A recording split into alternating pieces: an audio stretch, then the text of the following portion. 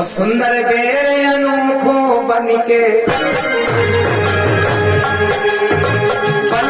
बेर वो सर्प डाली में लगा बेर के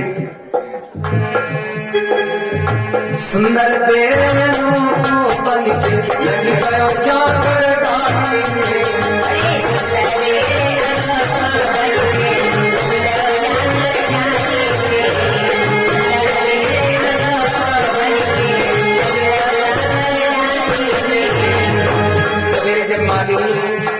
फूल तोड़ने आया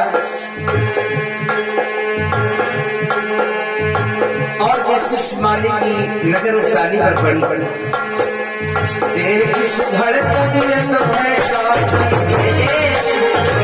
माली ने कहा ऐसा वेर तो मैंने कभी नहीं देखा था देख सुधड़ तबीयत है राखी तन मन राखी राखी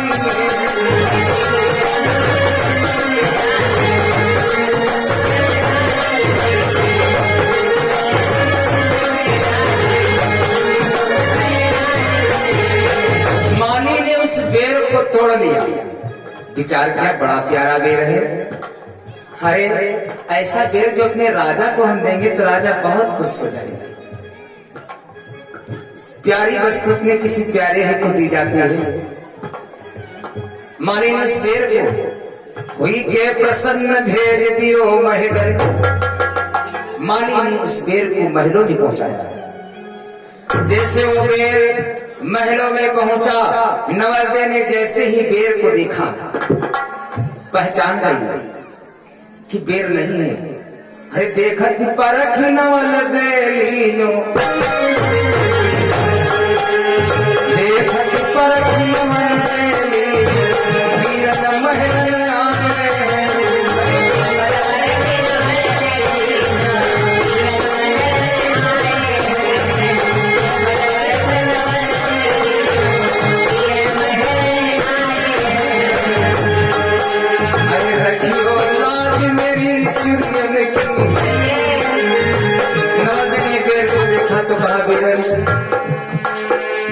मेरी चुड़ियों की लाज रखना जो पहन चुकी हूँ देख परख नमल महल आए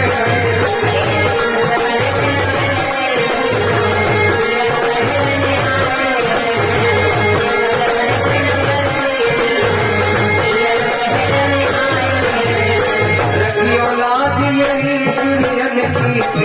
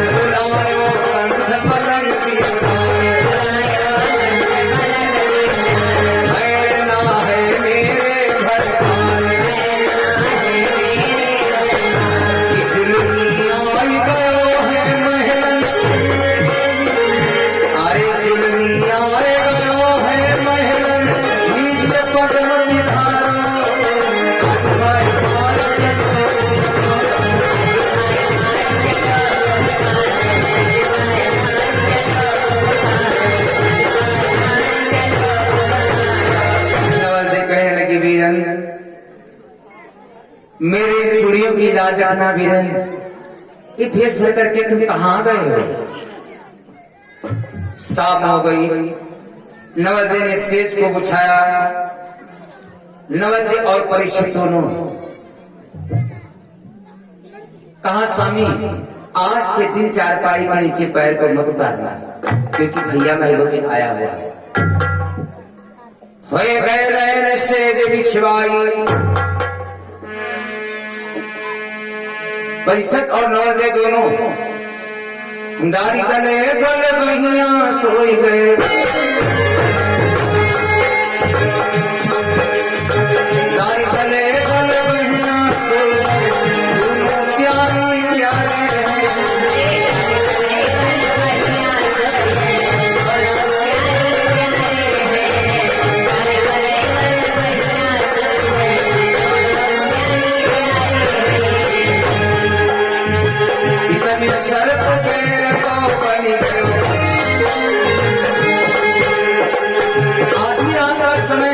नवलदेव परीक्षित दोनों सोने लगे। वो जो बेर रखा हुआ था वो सर्प बन गया। अरे डारी तले तल दोनों प्यारी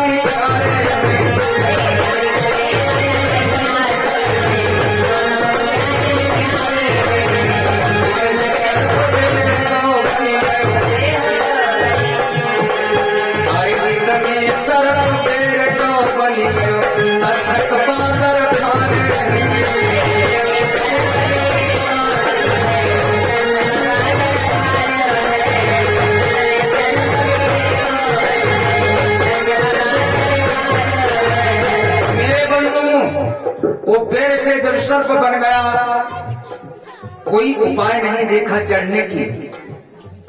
नवलदेव के बाल खुले थे और वो चारपाई के नीचे लटक रहे थे। जब कोई सहारा नहीं पाया वो तक्षक लटक ही रहे चढ़ी गए।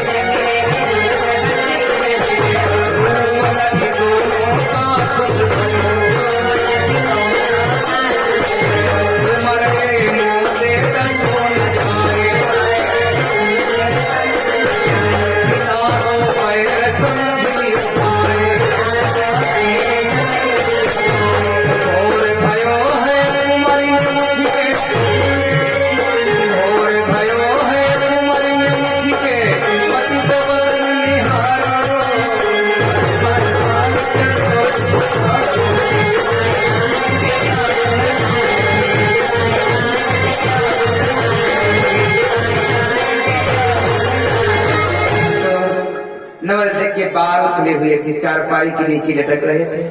जिस सर्प को कोई सहारा नहीं मिला वो बालों के सहारे चारपाई पर चढ़ गया।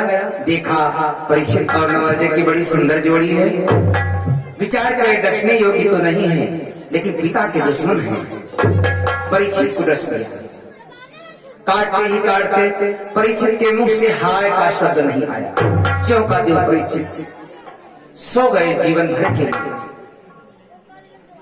आज नवलदेव जब सवेरे को जागे, क्या देखते हैं? पति की लाश पीली पड़ी हुई है। लाश पीली हो गई है सर्प के विष से। भक्तों, नवलदेव पछाड़ खा करके अपने पति के ऊपर गिर पड़ी। कहा, स्वामी यह तुमने मेरे साथ में क्या किया है आज? कि 3 मास को गर्भ मेरे पति।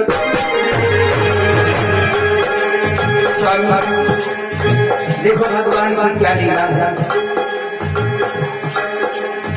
जिस समय अभिमन्यु चक्रवीर की रचना में मारे गए थे, तो अभिमन्यु की पत्नी उत्तरा के 3 महीने का गर्भ था।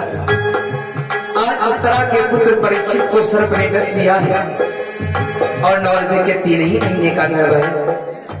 क्या भगवान की लीला है। नवलदेव कहते हैं, स्वामी 3 मास को गर्भ मेरे और मैया मैया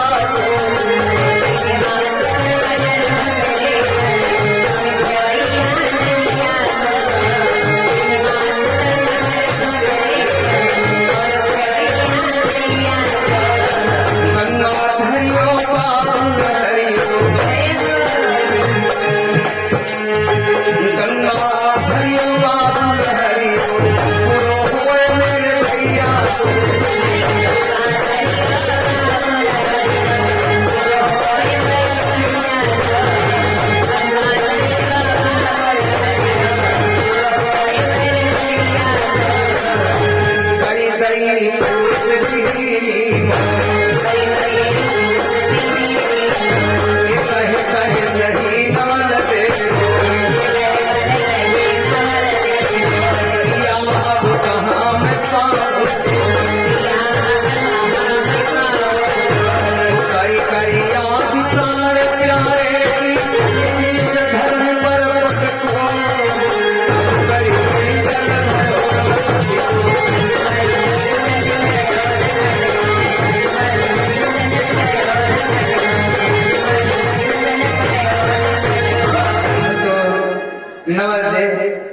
बच्चे की लाश पर शीश को बेचारी पटकती है बार बार।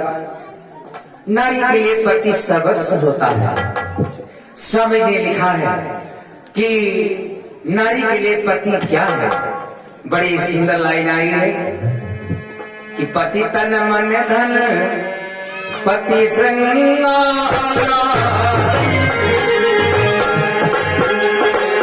पति तन मन धन पति श्रृंगार,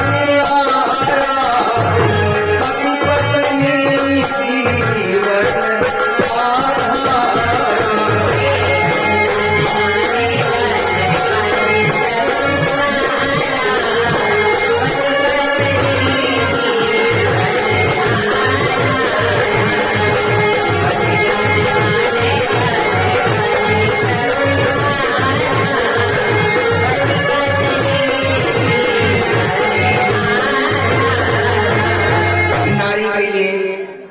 पति तन है, पति मन है और पति ही पत्नी का श्रृंगार है। अगर जो पत्नी से पति विछोह हो जाता है तो नारी के पास से क्या क्या चला जाता है। एक लाइन भजन के माध्यम से सुनेंगे कि बिना पति के नारी के शरीर से क्या क्या जाता है।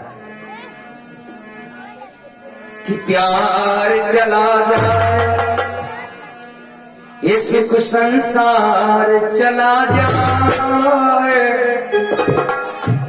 प्यार चला जाए ये सुख संसार चला जाए, पति के बिन पत्नी का सब संसार चला जाए।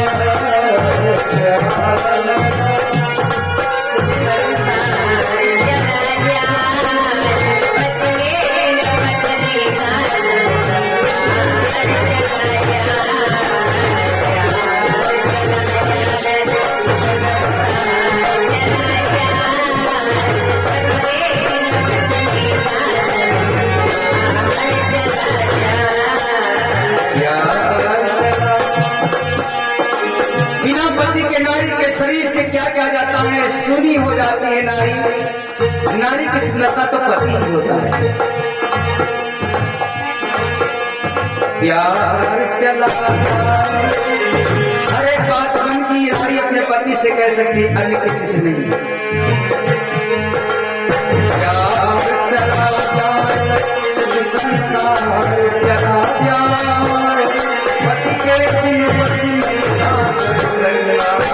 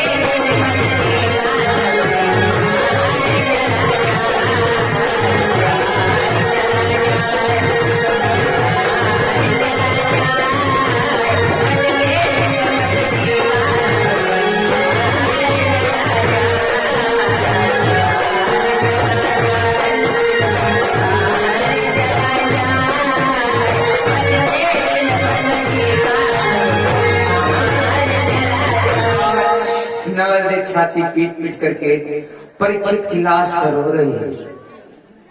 मेरे बंधु, नारी के लिए सर्वस्व पति होता है। भक्तों, आज नवल अपने पति परीक्षित की लाश को लेकर के पिता के यहाँ जाकर के पहुंची। बासा के यहाँ लाश उतार करके रख दिया।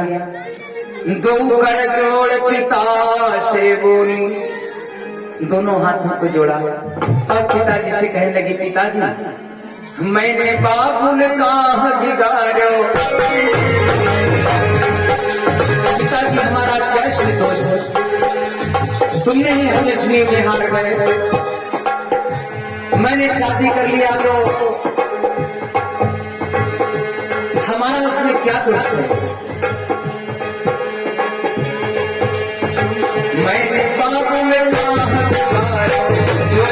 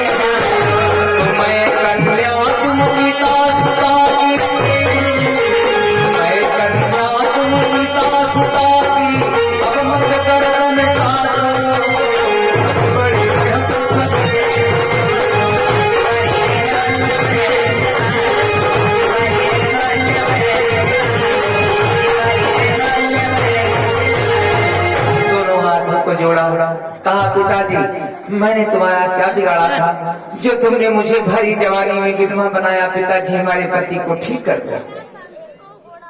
बासुक ने कहा, है दुष्ट कन्या को फिर मेरे नजरों में तू आई है। ऐ मंत्रियों, इसके इस लाश को, पति की लाश को उठा करके दफ्तर के बाहर फेंक दो। उस देवी को देख करके मंत्रियों को दुख तो हुआ, लेकिन राजा का आदेश है, मंत्री लोग ना करें तो क्या करें। परीक्षित की लाश को उठा करके बासुक ने दफ्तर के बाहर फेंकवा दिया। लेकिन नवल उस लाश को फिर उठा लाई अपने महलों में।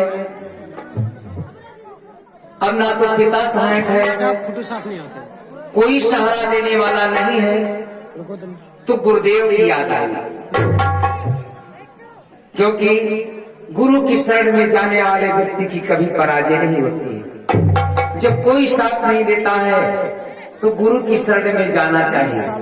मैं नहीं कहता हूँ, कहा गया है, कबीरदास जी ने कहा है कि अगर जो कभी भगवान तुम्हारे पर नाराज हो जाए तो किसकी शरण में जाने से तुम्हारा कल्याण हो सकता है। कबीरदास जी ने कहा है कि कबीरा हरि के रूठते गुरु के शरण जाना। कबीरा हरि के रूठते गुरु के शरणे जाए, और कहा कबीर गुरु रूठते हरि नहीं हो। अगर कोई समस्या ज्यादा आ रही है, गुरु की चरणों में सेवा करे, कल्याण हो जाएगा।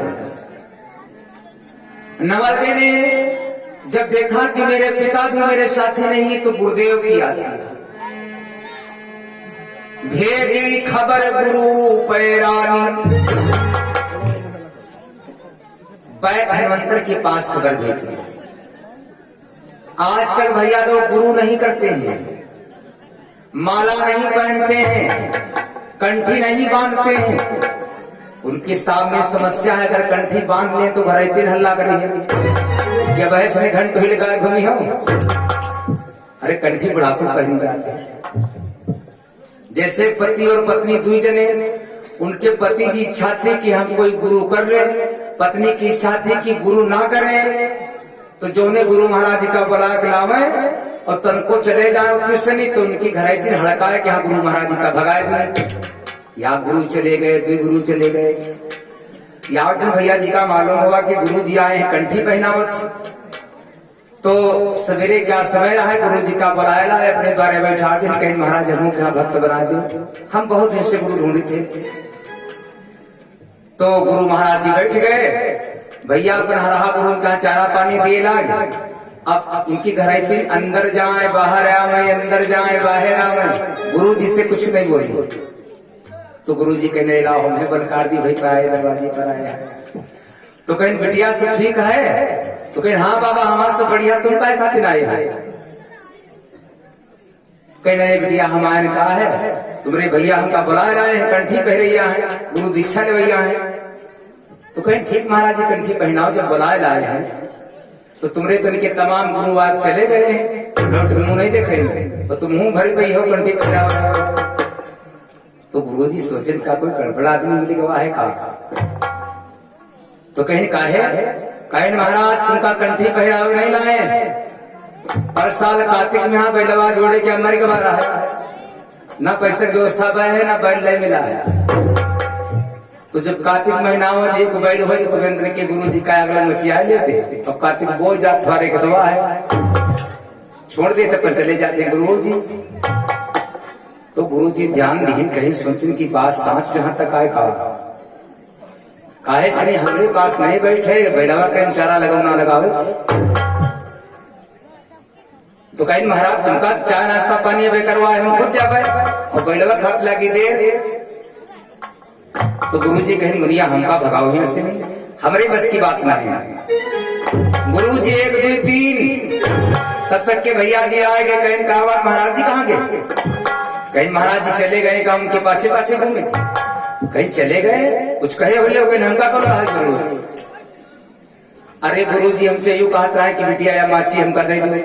तो हम कहें बाबा माची तुमका दे दिया, कार्तिक महीना हमारे बोग रही चाहिए, इतनी जल्दी माची न बनवा पाए तो गुरु जी तुम चले गए, कहीं पगली कहीं के। अरे गुरु जी का बड़ी मुश्किल में यहाँ बुला लाया रहा, माची कहता रहा, माची सखल ले होती तो होती, माची फिर बनवा ली, कंठी तो पहन ली थी। कहाँ तक गुरु जी पहुंचे वही हैं? कहीं नरे गाँव निकल गए हैं, अब तो गए हैं। तो भैया सोचे लो माची उठा ली, कांधे धर ली, गुरु जी का दई दिया, समझा दिया कि महाराज चलो कंठी पहना दो। दई माची कांधे पर रखी और गोरा में गुरु जी, अरे रुके रहा महाराज, नारायण नाहू माची ले जाओ। और गुरु जी घूमी देखे कहीं बात 100% शुद्ध बताइस रहा है, बैलवा खाए भाव मचिया गुरु जी 1 2 3 है मेरे बन्नू, कहने का मतलब है। लेकिन जब कभी हर एक प्राणी को गुरु करना चाहिए। अगर जरा सी माला भगवान के नाम की या गुरु की पड़ी है तो गुरु तुम्हारा साथी है, जिसके नाम की तुमने माला धारण की है। लेकिन अब भैया लोग माला नहीं पहनते, माल ढूंढते हैं, माला पहनने में डर लगता है। मेरे बन्नू आज नवल किसका याद करती है? भेजी खबर गुरु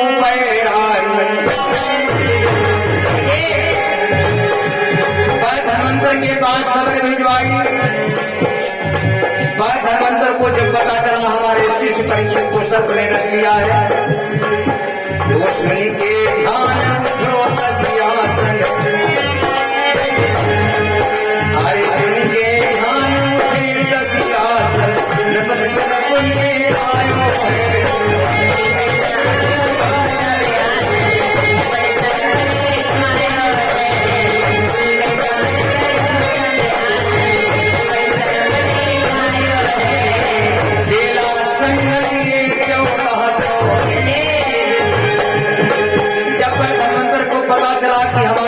परीक्षित को कोई सर्प ने नष्ट किया है, तो बस धर्मंतर 1400 चेलों को साथ में लेकर के परीक्षित को ठीक करने के लिए चल पड़े। चेला संग लिए 1400 धर्मंतर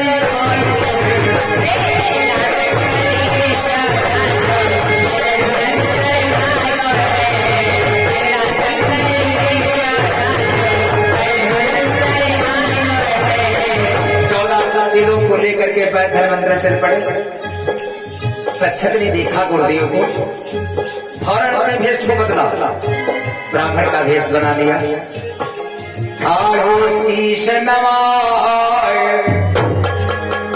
गुरु तुम कहाँ को धाए। अरे गुरुदेव कहाँ जा रहे हो? वैद्य धन्वंतर ने बतलाया, पांडवों के घर जाए भूप बिसियर ने खाए।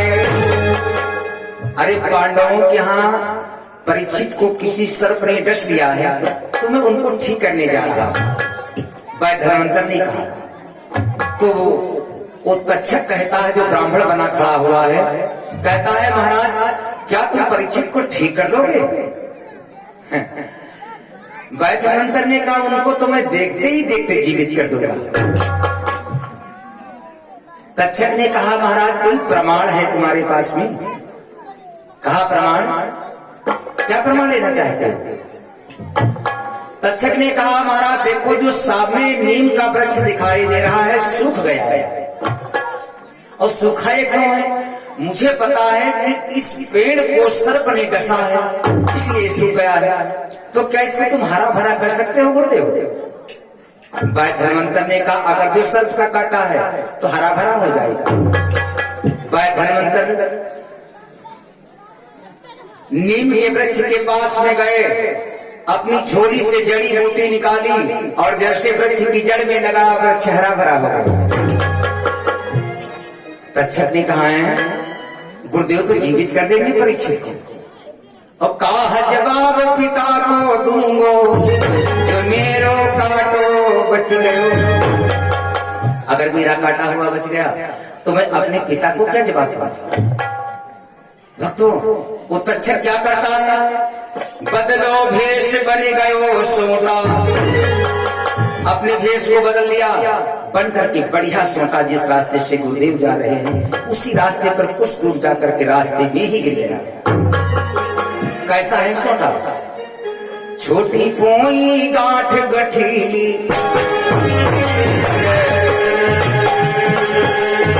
छोटी पोई गांठ गठीली, अति सुंदर मनमोहित है।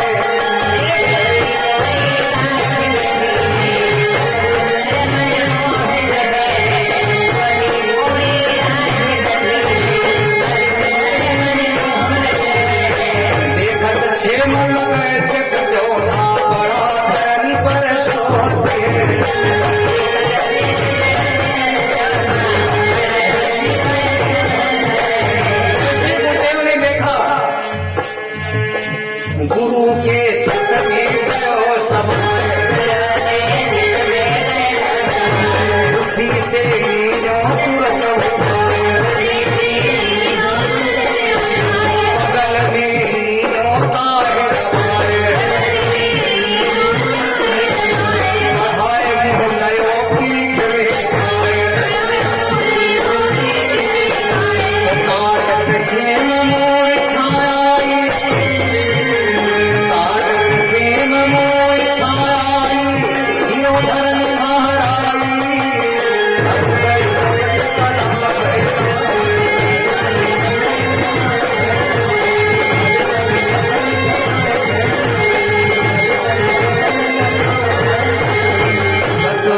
गुरुदेव ने देखा बहुत बढ़िया सोटा पड़ा हुआ है, उठा लिया, अपनी बगल में दबा लिया। वो घुमन्ना वाला पीछे ही था, वैद्य धन्वंतर की पीठ में डस लिया, जहां पर देख भी ना पाए। काटते ही काटते वैद्य धन्वंतर को चक्कर आ गया, गुरुदेव गिर पड़े। 1400 सिरे दौड़ते हुए आए, अरे गुरुदेव को क्या हो गया? गुरुदेव को क्या हो गया?